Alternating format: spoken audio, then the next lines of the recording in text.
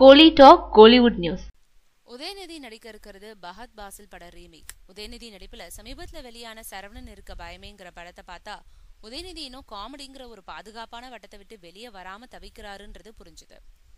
அடுத்ததா தூங்கா நகரம் கௌரவ் நாராயணன் இயக்கத்துல இப்படை வெல்லும்ங்கிற படத்துல நடிச்சிட்டு இருக்காரு. கெத்து படத்தை தொடர்ந்து இதுலயும் ஆக்ஷன் ஏரியாவில கொஞ்சம் போல கால வச்சிருக்கிறதா தெரியுது.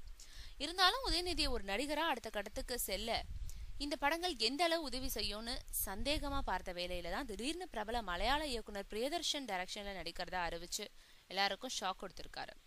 அதே சமயம் போன வருஷம் மலையாளத்துல பஹத் பாசில் நடிப்புல வெளியாகி மிகப்பெரிய வெற்றி பெற்ற மகேஷிண்டே பிரதிகாரம் படத்தை தான் உதயநிதிக்காக பிரியதர்ஷன் ரீமேக் செய்ய இருக்காருன்னு சொல்லப்படுது. காரணம், இப்போ உதயநிதியோட இந்த படத்தை தயாரிக்கும் சந்தோஷ் நாயர் தான் இதன் ஒரிஜினலான மகேஷிண்டே பிரதிகாரம் படத்தின் இணை தயாரிப்பாளர்ன்றது கவனிக்கத்தக்கது.